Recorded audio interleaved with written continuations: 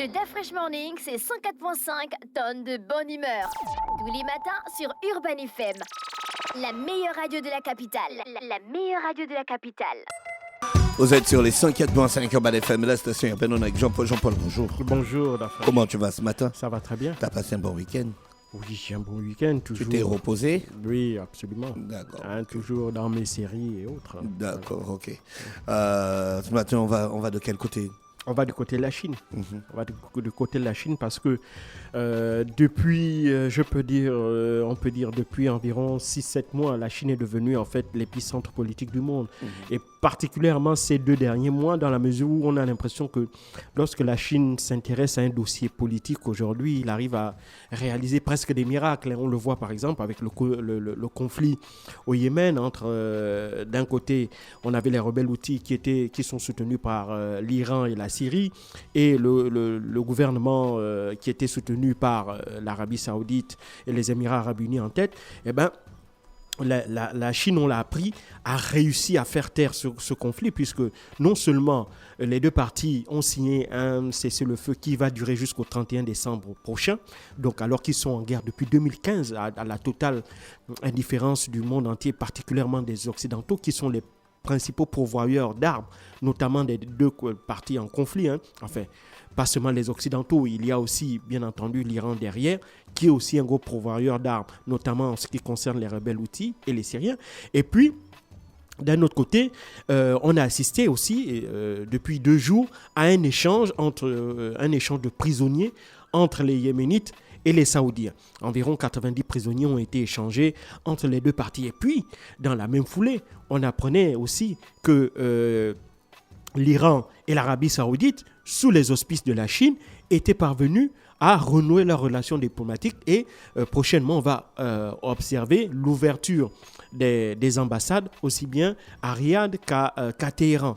Et tout ça, évidemment, sous le regard de je pourrais dire, la communauté internationale qui, évidemment, commence à comprendre que la Chine, véritablement, a décidé d'occuper un espace vide laissé par les États-Unis, qui est tellement empêtré dans le conflit en Ukraine, qui a tellement privilégié ce conflit-là et n'a pas cherché à stabiliser les autres régions du monde. Et donc, petit à petit, les Chinois ont commencé comme ça en coulisses à tisser leurs liens, d'abord grâce aux relations économiques, parce que la Chine est l'un des principaux partenaires économiques de l'Arabie Saoudite, et cela s'est renforcé encore dernièrement avec la visite de Xi Jinping en Arabie Saoudite, et donc notamment grâce aux relations économiques que la Chine entretient avec l'Arabie Saoudite et l'Iran. Elle est parvenue à rapprocher les 2 parties et donc à les amener sur la voie du dialogue et ensuite sur la voie d'une normalisation, si on peut parler ainsi, des relations diplomatiques entre ces 2 monstres régionaux du Moyen-Orient. Et puis, dans la même foulée, la conséquence de ce rapprochement entre Saoudiens et Iraniens, c'est justement la fin des armes, la fin des armes au Yémen. Et aussi, on assiste à quelque chose de très particulier qui s'est passé notamment lors de la rencontre préparatoire des ministres des Affaires étrangères de la Ligue arabe qui se sont réunis au Caire en Égypte, où on a discuté de la situation en Syrie. Donc tout ça a une conséquence, c'est-à-dire que la Chine, en rapprochant les 2 géants iraniens et saoudiens, ils sont parvenus à faire taire les armes au Yémen.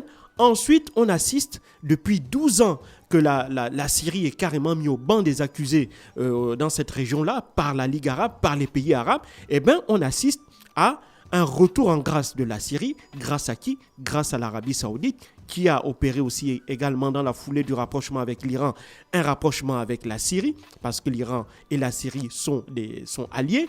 Et donc, derrière, qu'est-ce que l'on voit? Eh bien, on retrouve encore, en quelque sorte, un peu la trace de l'influence chinoise. C'est-à-dire que la Chine est arrivée à faire comprendre à ces 2 grandes puissances régionales qu'il était plus dans leur intérêt de favoriser un espace de stabilité dans toute cette zone-là plutôt que d'instabilité, parce que qui dit stabilité dit la possibilité donc de renouer des relations normales et derrière, relations politiques, diplomatiques et surtout relations économiques. Et qui dit relations économiques dit donc prospérité pour les 2 parties parce qu'ils vont permettre d'avoir des échanges. Et donc tout ça fait que la Chine aujourd'hui, en réalité, lorsque l'on regarde en termes d'influence politique, eh bien, c'est le la première puissance politique mondiale parce qu'elle est parvenue, elle a réalisé un grand coup.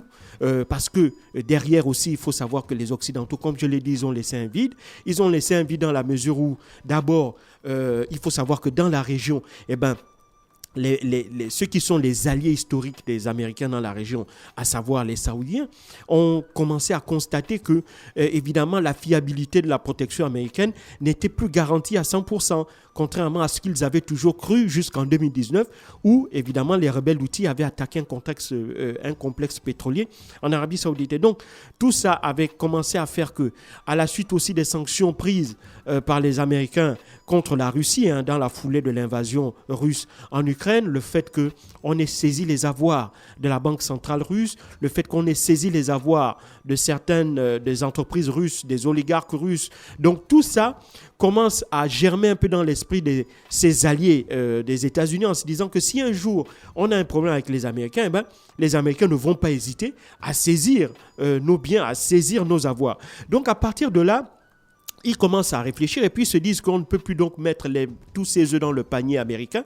Il va donc falloir trouver d'autres paniers dans lesquels on va mettre ces œufs. Et donc les Saoudiens, tout naturellement, lorsqu'ils regardent quelle est l'offre alternative en termes de garantie de sécurité ou de protection de leurs avoirs ou de protection de leurs investissements, eh ben, ils estiment que les Européens sont trop suivistes par rapport aux Américains et donc ils ne correspondent pas à l'offre de garantie qu'ils espèrent ne peut pas venir de l'Europe. Et donc, ils se tournent tout naturellement vers la Chine qui, à leurs yeux, présente plus de garanties et également la Russie parce que la Chine est en guerre économique avec les États-Unis. La Russie est aussi en guerre, certes une guerre hybride sur le plan militaire, mais aussi en guerre économique parce que la Russie est sous le coup de sanctions des Occidentaux, États-Unis et Europe en tête. Donc, tout ça fait que les Saoudiens commencent à se dire, écoutez, au lieu de tout mettre là-bas, on ferait mieux également de préparer une éventuelle rupture avec les États-Unis. Et puis tout ça se fait aussi dans un contexte qui,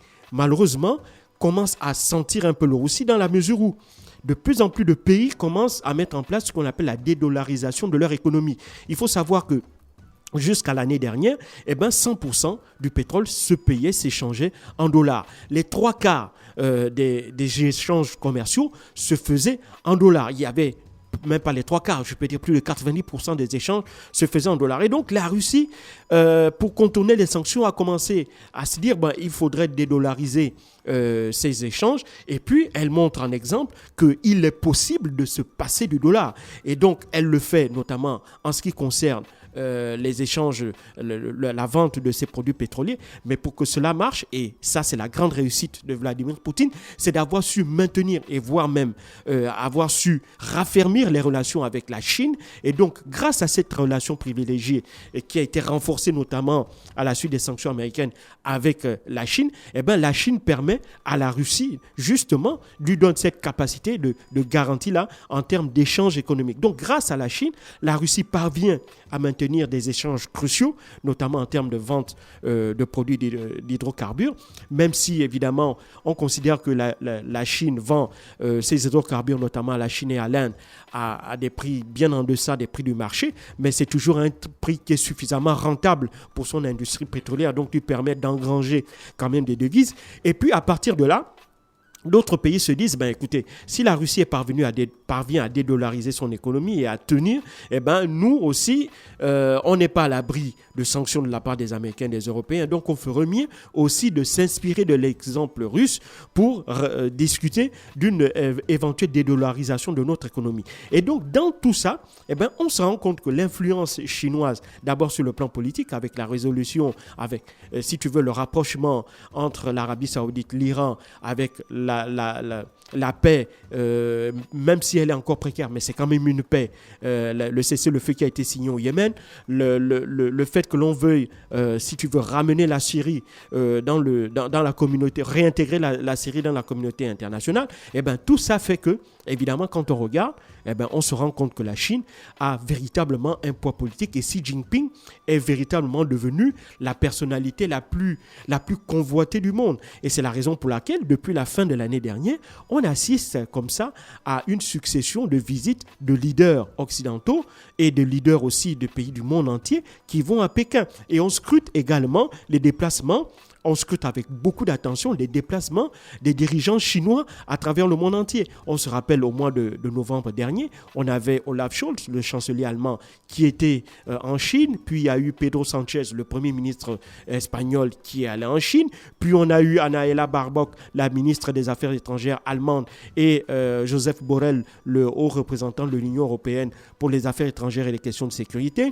Puis on a eu Emmanuel Macron. On a maintenant, évidemment, Luis Ignacio Lula da Silva, le président brésilien, qui a fait également une visite à Pékin. On aura même le président Ali Bongo Ondimba qui va se rendre à Pékin. Donc aujourd'hui, il est clair que the place to be, comme disent les anglo-saxons, c'est évidemment la Chine. Ceux avec qui il faut converser, d'abord sur un plan politique, puis sur un plan économique, c'est la Chine. Donc la Chine semble tisser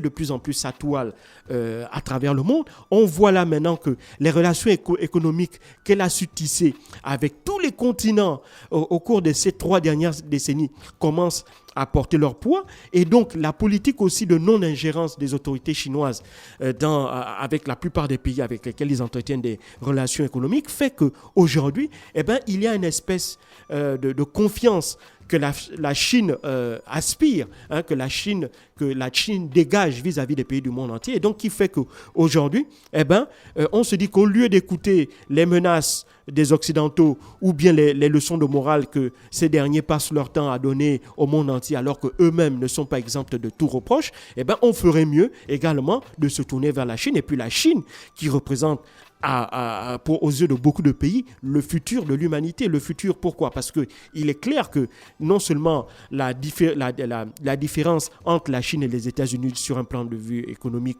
ne cesse de se rétrécir, l'avance économique américaine ne cesse de se rétrécir, et puis d'un point de vue diplomatique, la Chine aspire, bien entendu, de par ses relations avec la plupart des pays. Elle n'a quasiment, je ne dirais pas qu'elle n'a pas de concurrent ou elle n'a pas d'adversaire, mais disons qu'en termes de relations diplomatiques, il n'y a pas de pays actuellement en guerre ouverte avec la Chine, comme c'est le cas, par exemple, des États-Unis envers elle. Donc, tout ça fait qu'aujourd'hui, non seulement on est aussi dans un monde qui est en train de basculer de l'unipolarité issue de la chute du mur de Berlin dans les années 90 à cette multipolarité-là que la Russie et la Chine appellent de tous leurs voeux. Et cette volonté a été encore renforcée par le rapprochement dont on a pu assister entre Brasilia et Pékin. Parce qu'il faut savoir qu'avec le retour de Lula au pouvoir au Brésil, les Occidentaux se disaient que, évidemment, sur cette question des relations notamment avec la Russie et sur ce qui concerne le conflit en Ukraine, le président Lula allait tout naturellement être proche des Occidentaux parce que ces derniers avaient vu d'un très bon œil son retour au pouvoir au Brésil. Alors là, sa première visite officielle, il l'a réservée à Xi Jinping et le dossier ukrainien a occupé une grande part des discussions et le président Lula a fait part de sa position, à savoir de se mettre du côté de la Chine et donc de reprocher justement aux Occidentaux leur influence et leur rôle dans, si tu veux, la dégradation de la situation en Ukraine, du fait que, selon Lula, les Occidentaux incitent justement les Ukrainiens à la guerre et refusent de les encourager à aller vers une solution diplomatique dans la résolution de ce conflit-là. Donc, aujourd'hui, on voit très bien que, évidemment, lorsque l'on regarde donc tous ces chamboulements à travers la planète, on voit très bien aujourd'hui que la Chine devient apparemment le partenaire qu'il faut absolument avoir de son côté parce que c'est lui qui possède tous les atouts pour pouvoir défendre au mieux ses propres intérêts. On le voit très bien avec la Russie. On le voit donc, le Brésil aussi est venu renforcer les relations de la Chine dans le cadre aussi des BRICS, donc ce conglomérat dans lequel il y a le Brésil, la Russie, l'Inde, la Chine et l'Afrique du Sud. Et donc, évidemment, tout ça sous les yeux complètement estomaqués des Occidentaux, mais ces derniers, évidemment, ne vont pas renoncer de sitôt à leur position et à leurs intérêts, même si on commence à observer, j'en avais parlé ici la semaine dernière, une petite fissure à l'intérieur du bloc européen, notamment en ce qui concerne la position que devraient adopter les Européens vis-à-vis de la Chine concernant le dossier taïwanais. Emmanuel Macron appelle à ne pas être suiviste, mais ça c'est tout à fait normal, parce que, évidemment, en termes d'intérêt, les Européens auraient plus à perdre d'une guerre avec la Chine qu'ils en ont perdu avec la Russie. Si aujourd'hui, ils ont perdu des plumes, mais parviennent plus ou moins à tenir la barre de leur navire, il n'en serait pas certainement le cas en cas de rupture ou de guerre ouverte vis-à-vis de la Chine. Donc aujourd'hui, la Chine est le partenaire qu'il faut absolument avoir de son côté, et Xi Jinping est assurément le président auquel il faudrait rendre visite si on veut faire avancer évidemment ces dossiers. Merci Jean-Paul avec nous ce matin sur les 104.5 Urban FM, la station urbaine dans le Da Fresh Morning. Jean-Paul qui revenait sur l'actualité internationale. Le Da Fresh Morning, c'est 104.5 tonnes de bonne humeur. Tous les matins sur Urban FM. La meilleure radio de la capitale. La meilleure radio de la capitale.